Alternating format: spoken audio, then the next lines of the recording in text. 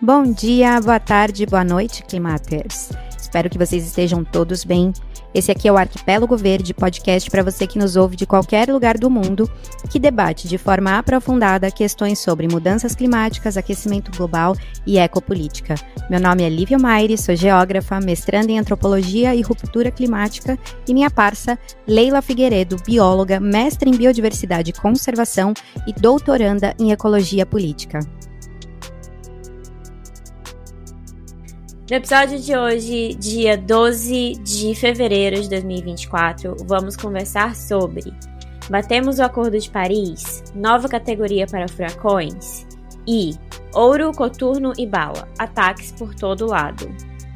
Gente, não esqueça de nos seguir nas redes sociais, coloca 5 estrelinhas no Spotify, compartilhe esse episódio e todos os outros com seus amigos e familiares. Vamos fortalecer o trabalho de quem está tentando fazer produção de conteúdo, divulgação científica de forma independente. E aí, Lívia, como é que estás? Tô bem aqui, pleno carnaval, não um carnaval. Ai, tava contando pra Leila nos bastidores que eu nunca pulei carnaval, nem curti carnaval. Talvez vamos perder metade dos nossos inscritos aqui.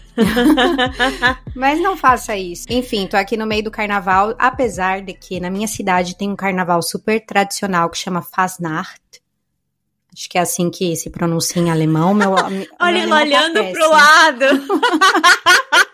Só pra ver se meu marido fala, não, tá errado, tá, não tem ninguém aqui agora, então eu posso falar errado mesmo. Meu alemão tá, uma beleza.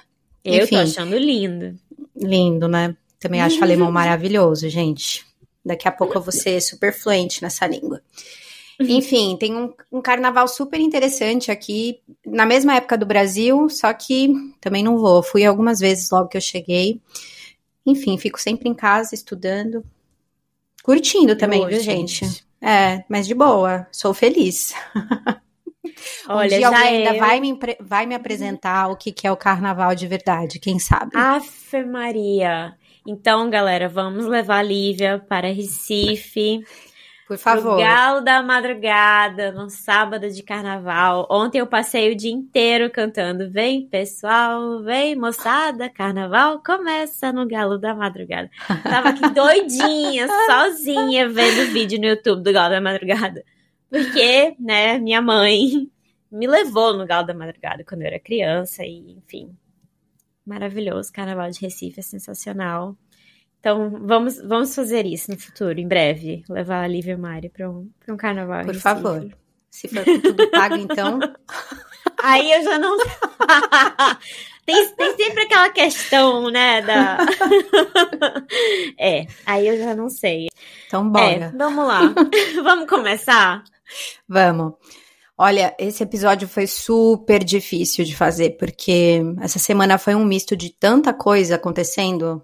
Vários recordes, um monte de notícia, daí todo mundo começou a compartilhar e falar sobre tudo, nananã. Aí eu parei assim, num determinado momento, e falei, caramba, vamos filtrar isso daqui, afinal de contas preciso construir ali o próximo episódio. E aí eu, na verdade, decidi falar sobre essa onda de notícias, que sai uma notícia e a galera começa a compartilhar, mas tem alguns detalhes super importantes que a gente tem que tomar cuidado, né? Uma das notícias que foi muito vinculada aí nesses últimos dias, inclusive no meio do carnaval, e foi bem sensacionalista, foi que pela primeira vez a gente, por 12 meses consecutivos, atingimos aí uma temperatura de 1,5 graus Celsius todos os meses, né? Consecutivamente. Isso é um recorde novo, claro, mas para algo ser considerado uma mudança climática, isso precisa ocorrer por pelo menos 30 anos, né? Lógico que isso é um alerta super vermelho para a gente, principalmente porque alguns estudos já indicavam esse aumento de 1,5 de forma consecutiva lá em 2021, mas assim, não significa que a gente perdeu o Acordo de Paris. Inclusive eu falei isso no episódio passado, né, sobre alguns recordes e comentei sobre essa questão de a gente não ter ultrapassado o Acordo de Paris. Então, uma mudança climática significa que houve uma mudança num padrão climático que a gente conhece, que a gente mede, etc. Não que a gente já tenha atingido o Acordo de Paris. Então, as pessoas começaram a vincular e compartilhar essa notícia e chega no público geral, as pessoas falam, nossa, o Acordo de Paris já era, porque a gente já atingiu essa temperatura, nananã. E aí a gente sabe que a falsa informação ou a desinformação, ela é muito mais rápida do que o remendo dela, né? Do que você chegar lá e explicar, olha, não é bem assim e tal, não sei o que. Tem muitos estudos que falam sobre isso. De toda forma e com toda certeza, né? Como eu falei, como afirmam muitos estudiosos do clima, esse é um alerta absolutamente preocupante e deveria gerar, né, movimentações práticas reais em direções mais ecológicas ou socioecológicas. Mas para você ter uma ideia, um exemplo bem intangível, a redução de gelo lá na Groenlândia já está ocorrendo há 27 anos. Então, prestes aí a completar esses 30 anos para ser considerado como uma mudança de padrão. Então, assim, sim, batemos 1,5, mas não significa que o Acordo de Paris já tenha sido ultrapassado ou a gente vai precisar, como eu também falei nos episódios passados, de mais algumas décadas para poder falar que esse padrão foi atingido, né? Uma outra notícia muito vinculada também, super de forma sensacionalista, e dizia muito assim, os cientistas, muito entre aspas, querem aumentar a classificação dos furacões, incluindo uma nova escala, né? Hoje a escala Saffir-Simpson, acho que é assim que fala, foi um método desenvolvido lá nos inícios dos anos 70, e ele classifica os furacões com base na velocidade dos ventos sustentados, né? Vai de 1 a 5 hoje, e nessa escala 5 aí, que é a última escala, os ventos podem chegar, ou, na verdade, são acima de 250 km por hora. E aí os cientistas, entre aspas, né, essas reportagens que foram replicadas, muitas vezes até de canais que a gente confia, né, então por isso a importância, né, da gente ainda mais, bom, eu já vou falar disso no final, mas os cientistas aí, de acordo com essas reportagens que saíram, estão querendo incluir uma escala 6, né? Colocar uma escala a mais, porque existem algumas tempestades tropicais que ultrapassaram essa velocidade. Mas vamos lembrar o seguinte, essa escala de 1 a 5, quando uma tempestade é caracterizada na categoria 5, significa que os ventos são a partir de 250 para quantos forem, tá? Não... É uma escala, a partir disso, danos catastróficos imensos, né? Olha, cientificamente falando, essa reportagem vinculada aí gera um pouco de preocupação, porque ao invés de informar os resultados do estudo, que daí falaram cientistas, estudo e tal, vale mais o sensacionalismo na mídia, né? Que quando sai um canal é super replicável, super compartilhável, tal. E isso acaba sendo meio que um dominó e vai passando de um canal para o outro. Então, vários canais. Eu não sei, você me mandou no final de semana ou ontem, não lembro, exatamente uma dessas questões aí dessa categoria. E várias pessoas tinham me mandado. Para mim também. Várias pessoas me mandaram. Isso é preocupante, porque também... bom, depois eu vou falar disso. Tô aqui adiantando, né? Bom, os danos intensificados que têm acontecido por essas... Aí eu fui pegar o estudo, que falaram que os cientistas... e peguei alguns outros também, porque tem vários estudos aí analisando a eficácia dessa escala, né? Porque teve algumas escalas, por exemplo, de acidificação dos oceanos em relação aos corais que foram mudando. Várias escalas estão mudando de acordo com as mudanças climáticas, porque não estão se encaixando para medir essas transformações, né? O que não é o caso dessa categoria de furacões que eu vou falar aqui. Os danos dessas tempestades, eles são muito intensificados ou provocados não pelo aumento da velocidade do vento em si, mas porque oceanos mais quentes têm mais energia disponível e o que reflete num aumento de velocidade, sim, dessas tempestades, mas para além disso, uma atmosfera mais quente também retém mais água e provoca, né, pode provocar mais chuva. Eu peguei o estudo aqui, abre aspas, o que o estudo fala, olha só. Os nossos resultados não pretendem propor alterações a esta escala, mas sim aumentar a consciência de que o risco do vento causado por tempestades atualmente designadas como categoria 5 aumentou e continuará a aumentar sob um quadro aí de alterações climáticas. E segue. Os avisos sobre o risco dos ciclones tropicais ou das tempestades tropicais devem provir de centros governamentais, operacionais, para terem credibilidade, óbvio, né? As mensagens de risco são atualmente um tema muito alvo e considera-se amplamente que são necessárias alterações nas mensagens para melhor informar o público sobre inundações interiores e tempestades. Fenômenos para os quais uma escala baseada no vento é apenas tangencialmente relevante. E finalizando, uma outra citação aqui. Em particular, as percepções sobre as alterações climáticas podem complicar a eficiência de categorias adicionais de furacões. Ou seja, o próprio estudo está falando que quando você transforma uma escala que socialmente já é aceita e tem uma eficácia, quando você aumenta, você pode causar uma série de problemas sociais, sociológicos em relação a isso, sendo que também os danos não são tão associados ao aumento dos ventos, mas sim às questões das tempestades que essas tempestades acabam provocando, né, em relação à água mesmo. Em consonância com esse estudo, fui lá no Centro Nacional de Furacões dos Estados Unidos, inclusive essa galera não se pronunciou sobre incluir, né, mais um número na escala. E eles vêm anunciando, pelo contrário, aí seguindo também um pouco o que esse estudo estava falando, anunciando medidas e mais investimentos para melhorar as previsões e a intensidade das tempestades, né, com avisos mais eficazes em relação às inundações, né, o que as pessoas acabam perdendo aí todas, né, todo o impacto material que acaba gerando nessas comunidades atingidas, né.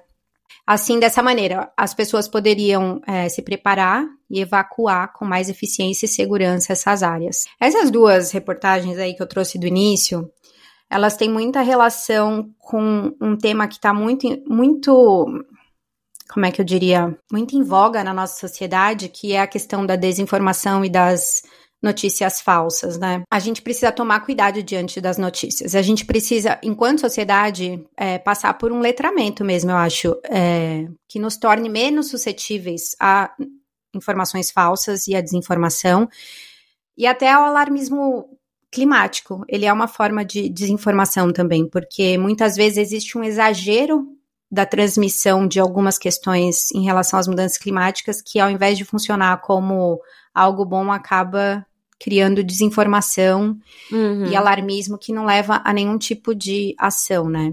Paralisia Isso é uma coisa, total, né? Paralisia total, exatamente. Isso faz parte da nossa atualidade, precisa ser combatido. Eu acreditava, alguns anos atrás, que isso era sempre um problema muito pontual da época das eleições, mas não, isso permeia todas as áreas de vida, tempo, espaço que a gente está acostumado a lidar.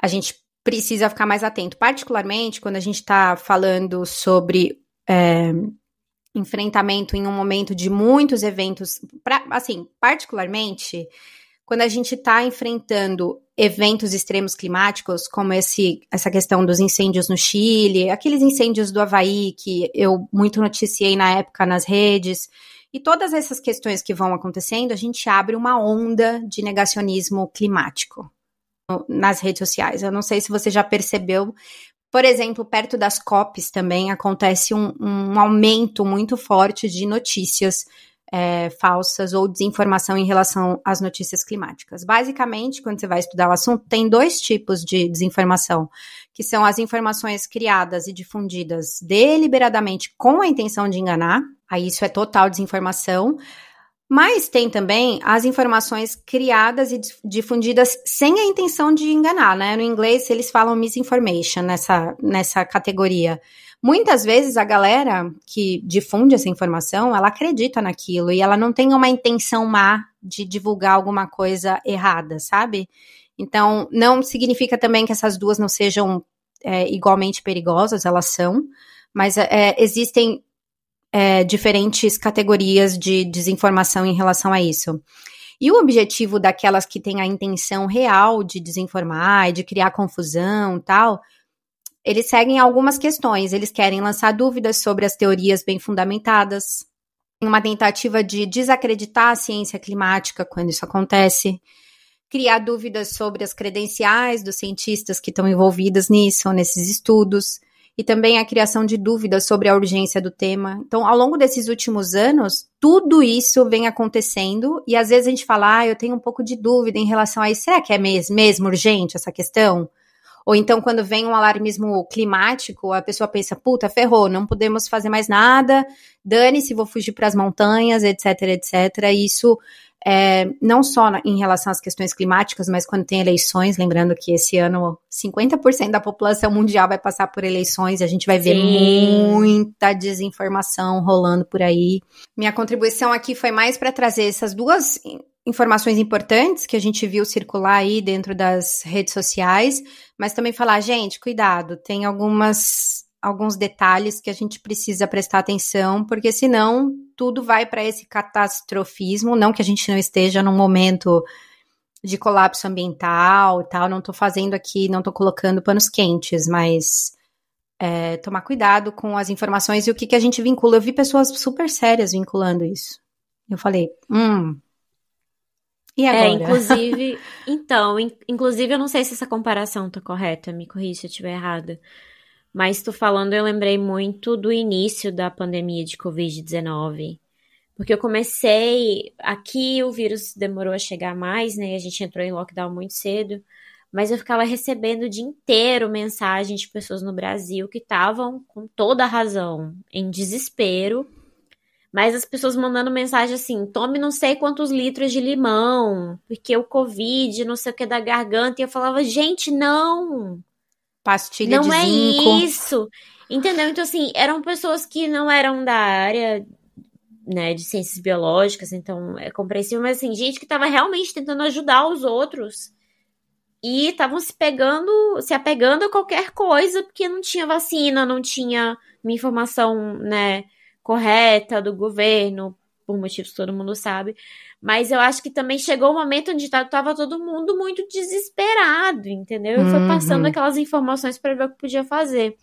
E às vezes eu penso que no caso da crise climática, quem se preocupa, mas não tem ou condição, por vários motivos, né, de ver os estudos ou de ter acesso, inclusive a divulgação científica como a gente faz, eu acho que a pessoa fica também meio nessa de eu quero saber, eu quero ajudar, eu quero me informar, e aí acaba replicando, né, essas notícias falsas, essas desinformações. E deve ser angustiante, porque pra gente que sabe o que tá acontecendo é angustiante, imagina pra quem tá, sei lá, tentando se inteirar e tem acesso a essas coisas cada vez mais alarmistas que acabam levando a esse desespero e a essa paralisia, né? Sim. Inclusive, a Covid foi um grande portal, assim, para estudos de desinformação e misinformation, né? Porque era um caos, né? Eu tinha duas fontes, depois que eu entendi o que estava acontecendo, porque eu achava que era uma coisa relacionada às eleições, eu nomeei duas pessoas da ciência, que na época o Átila era uma delas, que ele fazia lives toda semana divulgando, era uma pessoa que já tinha trabalhado com esse tipo de questão, e eu nomeei duas pessoas que eu acreditava muito. Isso é uma dica boa, né? Nomear 2 canais, 2 pessoas que você acha que tem aquele domínio sobre aquele assunto e utilizar como fonte.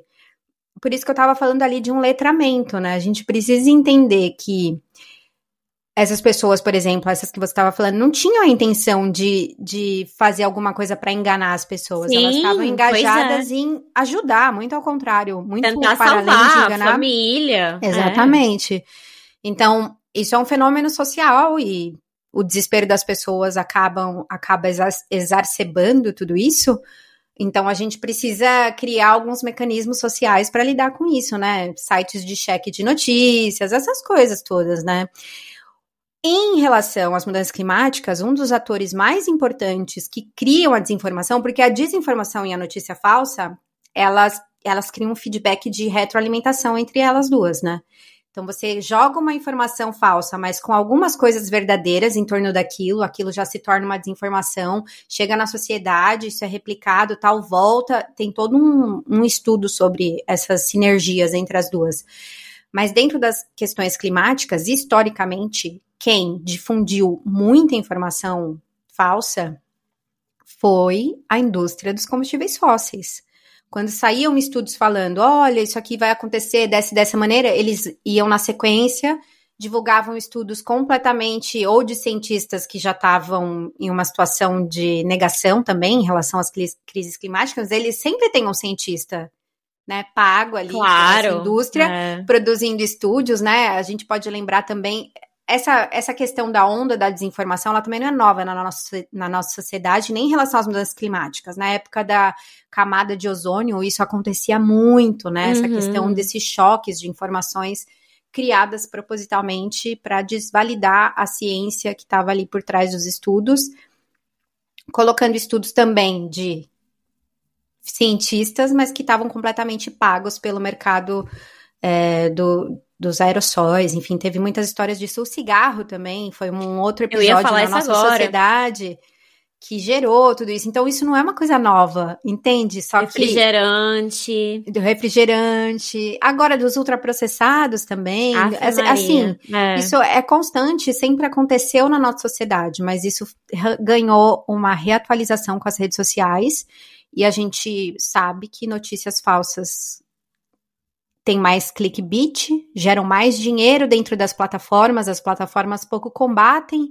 tudo isso, enfim. Então, a gente precisa criar mecanismos aí para lidar com isso, e principalmente agora em relação às crises climáticas, que está todo mundo um pouco... Eu acho que hoje a população está muito mais dentro do assunto de forma, não diria engajada politicamente, mas diria todo mundo sabe o que é crise climática. Quando você vai na rua, as pessoas podem não saber explicar, mas eles querem... Inclusive, acabou de sair uma pesquisa no Brasil de que 67% dos brasileiros, não vou lembrar agora o número, acho que é isso, querem se engajar nas questões ambientais, ou se preocupam, né? Na verdade, era isso, se preocupam com as questões ambientais no país.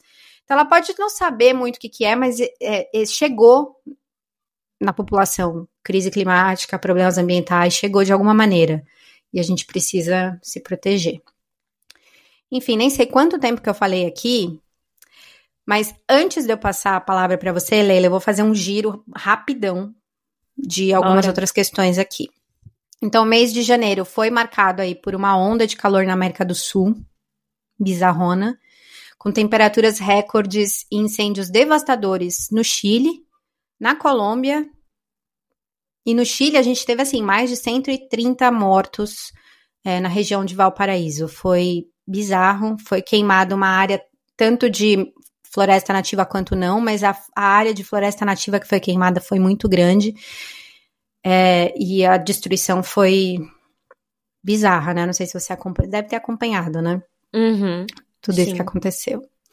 Mas o calor não se limitou no continente sul-americano. Além de alguns episódios de frio e chuvas consideráveis ali em algumas partes do globo, o inverno aqui do hemisfério norte tem sido especialmente ameno, principalmente no sul da França, na Espanha, e em partes dos Estados Unidos, Canadá, África, Oriente Médio e Ásia. A gente está acima das médias normais aí.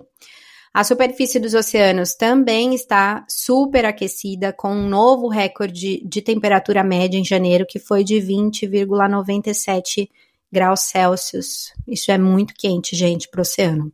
O calor deve prosseguir depois de janeiro, né, segundo as previsões, apesar do início da redução do fenômeno climático El Niño, já falei sobre isso em episódios passados, o que deve aí causar uma queda de temperaturas no mar, esperamos. Amém. Mas não sei se isso é bom ou ruim ainda.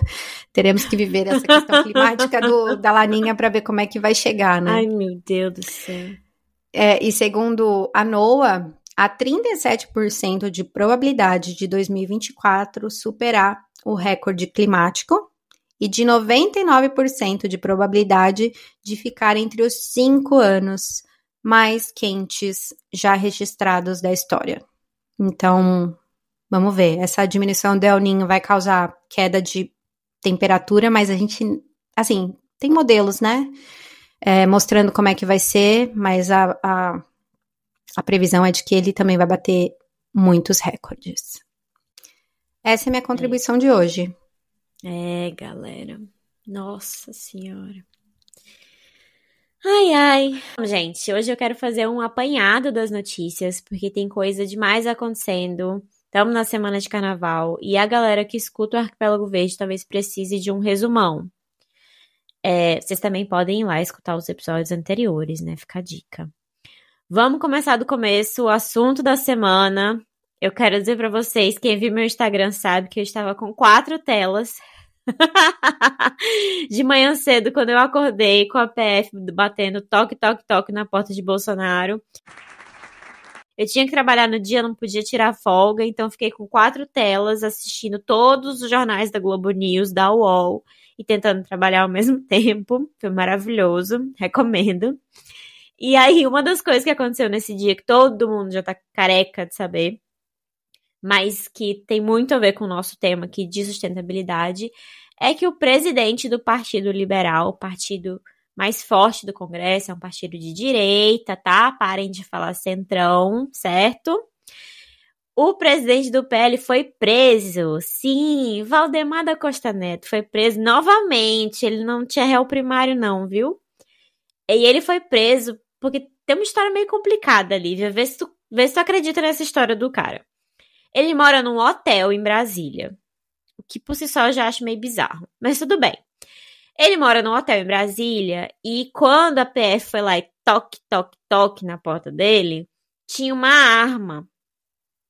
O cara tem dinheiro, o cara é chefe do maior partido do Congresso e ele não tinha como registrar a arma estava lá ilegalmente. Dizendo ele, é porque anos atrás, um parente, que dizem que foi o filho dele, um parente esqueceu-se. Esqueceu a arma lá na casa dele. Porque assim, né, é super comum de um parente ir na sua casa e deixar um negócio que é feito pra matar gente, entendeu? Assim, eu não sei vocês, mas esse parente eu não quero não, perto de mim. E aí, né, ok. Foi preso, porque tava lá, arma ilegal. Mas ele também foi preso, gente, por um crime que tá lá na nossa lei de crimes ambientais, que chama usurpação mineral.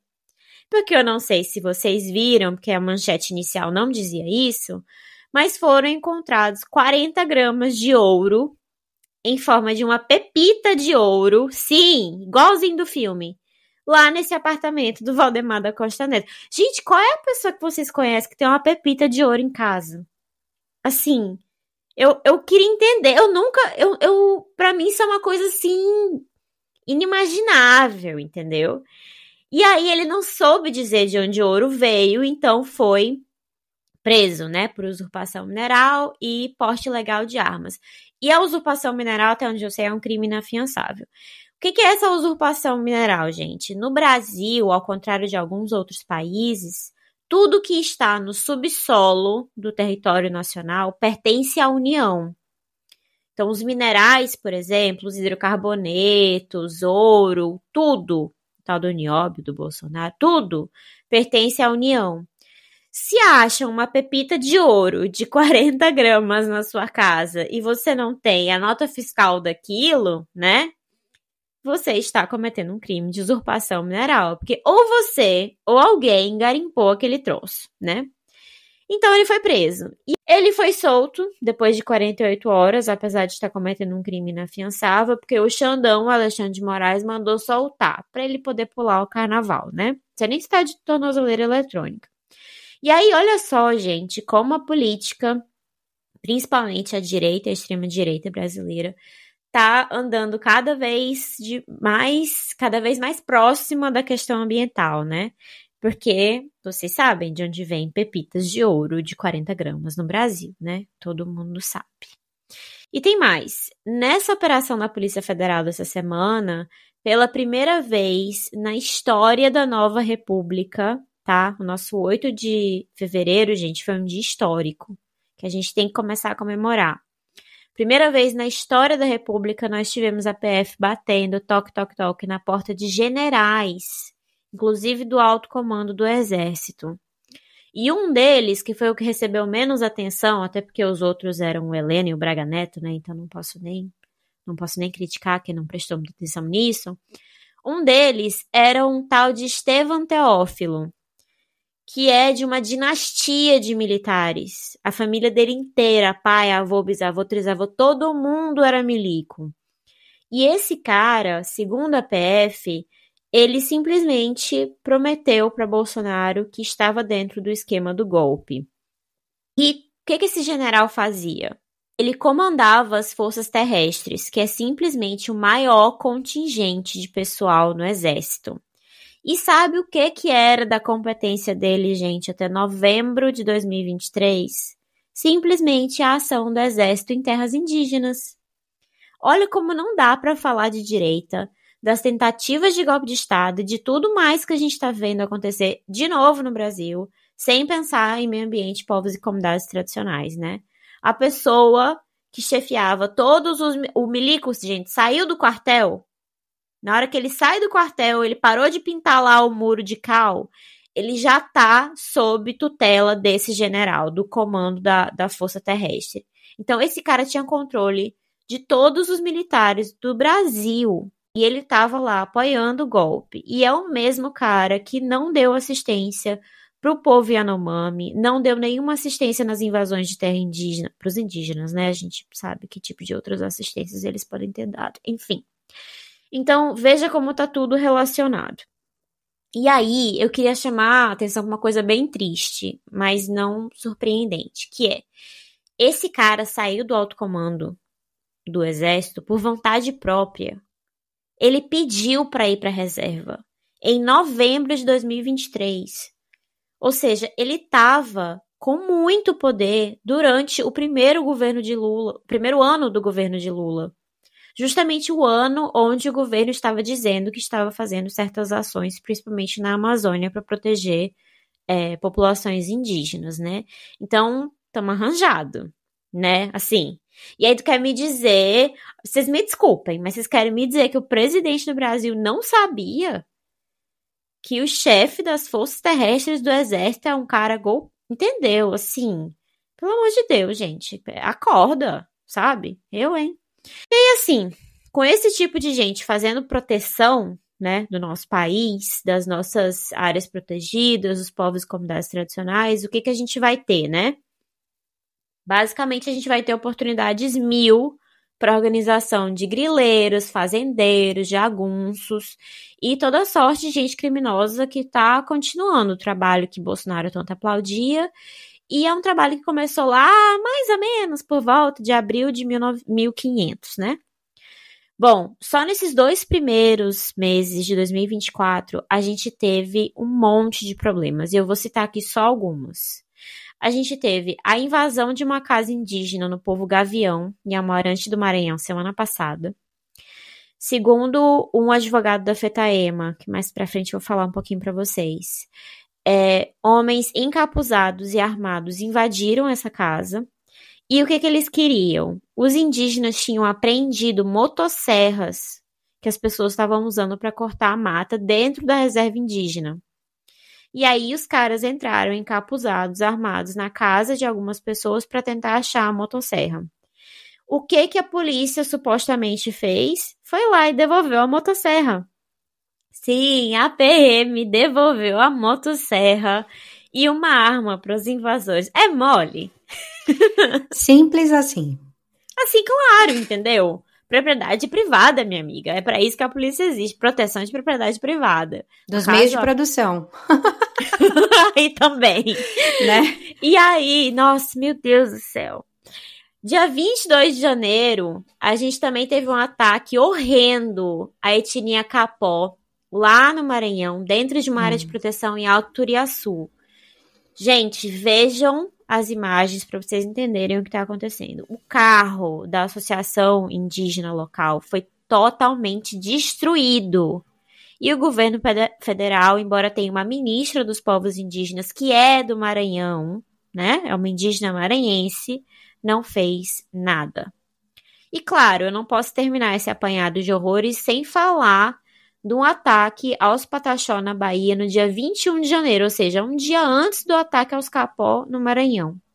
Uma liderança indígena foi morta, a Nega Pataxó, e o cacique Nailton Pataxó foi baleado e parece que, inclusive, para deixar a história ainda mais triste, a Nega Pataxó parece que tentou proteger o cacique e acabou morrendo. Então, assim, uma história absolutamente tenebrosa. A ação, gente, foi 100% orquestrada por fazendeiros da região que querem impedir as ações de retomada indígena. Indígenas e quilombolas têm feito, nos últimos anos principalmente, de forma muito ativa, essas ações de retomada. O que que é? Você tem territórios tradicionais que, por vários motivos, agora estão com entes privados, muito com a conivência do governo, né, dos governos ao longo dos anos. E na retomada, os povos indígenas e quilombolas, eles simplesmente vão para essas terras que são suas, que têm sido suas há centenas ou milhares de anos e que, por ocasião da colonização, das plantações, latifúndios, tarará, agora estão nas mãos de entes privados. E aí a gente tem, então, agora essa maquinação de um monte de fazendeiro, um monte de ruralista, um monte de gente tentando impedir a retomada. Então, que povos indígenas e comunidades tradicionais sofram ataques, isso é uma notícia antiga, infelizmente. E que o poder público age para garantir que essas pessoas continuem vítimas de ataque também é de conhecimento público geral e notório, né? A questão do momento é que aí também, né, meio que conectando com o que Lívia falou. Hoje em dia a gente tem as redes sociais e tudo fica muito mais rápido e muito mais fácil para essa bancada da morte, esses fazendeiros, esses grileiros se juntarem e planejarem as operações de extermínio, porque é disso que a gente está falando, a gente precisa ser muito concreto. Quando você se organiza, inclusive até onde eu sei, essa galera que estava lá impedindo os Pataxó de ocuparem a terra, a polícia estava lá, viu o que aconteceu e não protegeu os indígenas. Então, assim, tudo isso é muito, muito grave, acontece há 500 anos, mas agora com as redes sociais, gente, ficou ainda pior. Então, eu convido vocês a se inteirarem do que está acontecendo. A gente precisa saber que essas pessoas estão o tempo inteiro sendo atacadas, né? Então é isso. Eu sei que é difícil, mas a gente precisa falar sobre esse assunto. Porque senão fica um indígena washing, né? Porque é muito complicado isso. Eu, por exemplo, Lógico. Eu sei que eu só falo de desgraça, eu sei disso. Mas assim, é porque ou a gente que tem, né, que tem um alcance pra falar pras pessoas, meu irmão, olha aqui o que tá acontecendo. Entendeu? Vá lá se informar com as pessoas que estão no lugar. Ou então, cara, porque grupo de WhatsApp pra invasão, os fazendeiros já têm, entendeu? O nosso jeito de fazer alguma coisa é divulgar na internet também. Sim.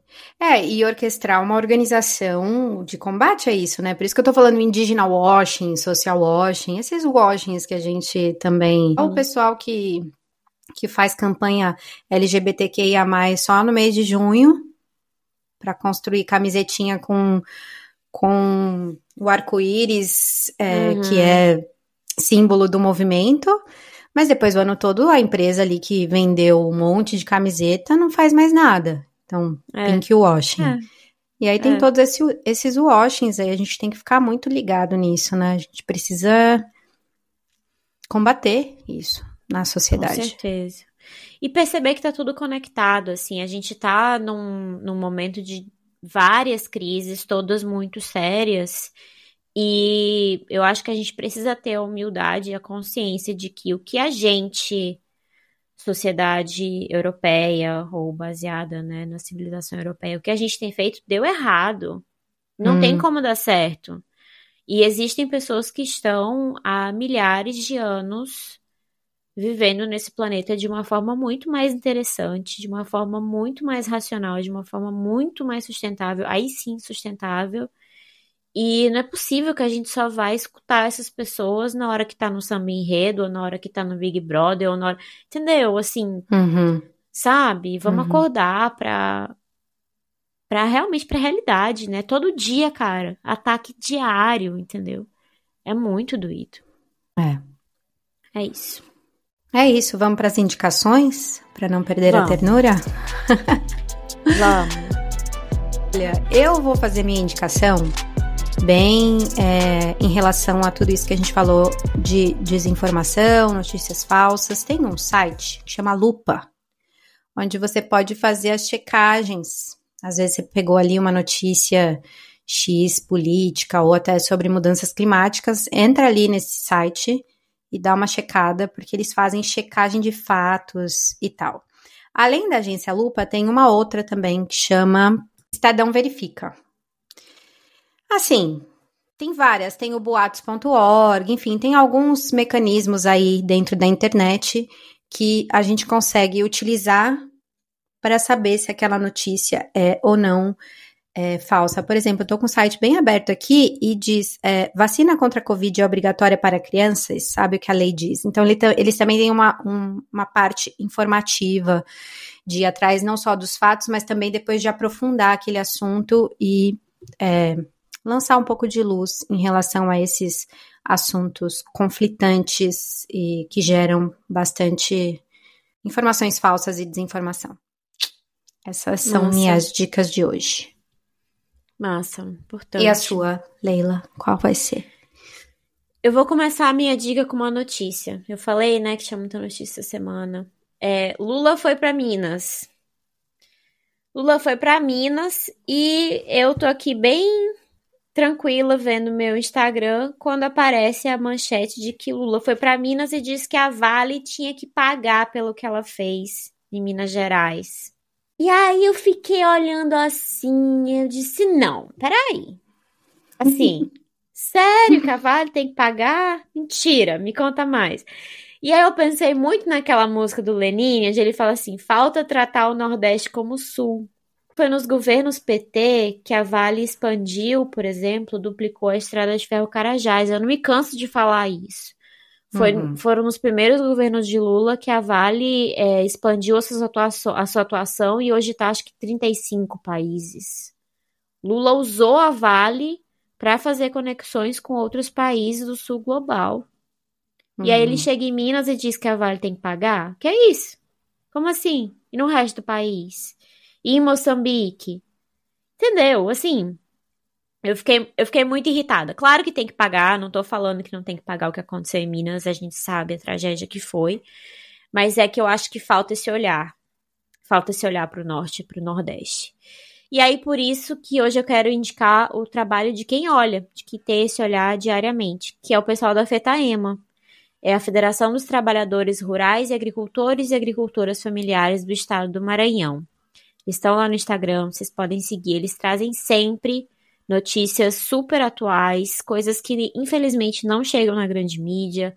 Várias das notícias que eu trouxe hoje para vocês aqui, inclusive, são da FETAEMA. O trabalho deles é super importante.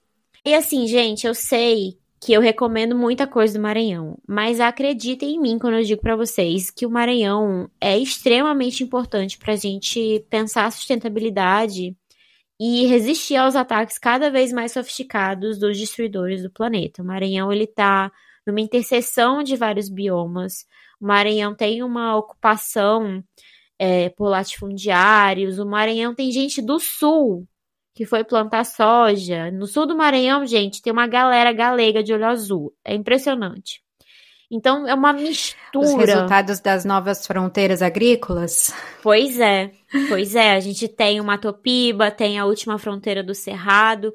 Então, o Maranhão, para quem se importa com sustentabilidade, eu continuo achando que o Maranhão tem que ser o ponto inicial para a gente olhar o que está acontecendo. A gente tem no Maranhão povos indígenas que nunca tiveram contato com a sociedade europeia, por exemplo, estão lá. A gente tem partes importantíssimas da Amazônia. Então, enfim, não é porque é meu estado que eu tô falando tudo isso, é porque realmente o Maranhão é um exemplo muito importante de um estado que teve um governador, né, que agora vai ser ministro do Supremo, teve um governador progressista, entre aspas, por 8 anos, e olha o tanto de coisa errada que acontece no Maranhão. Um Maranhão que votou em peso em Lula, em Dilma e agora em Lula de novo, e olha o tanto de coisa errada que tem no Maranhão. Então, assim, não tá funcionando. Enfim, é isso. Sigam a Fetaema, acompanhem o trabalho deles, que é super importante. Bom, gente, esse foi o Arquipélago Verde. Muito obrigada por nos ouvir. Se você gostou desse episódio, não se esqueça de deixar 5 estrelinhas pra gente no Spotify. Comente e compartilhe com todos os seus amigos e também nos siga nas redes sociais. Um beijo e até o próximo.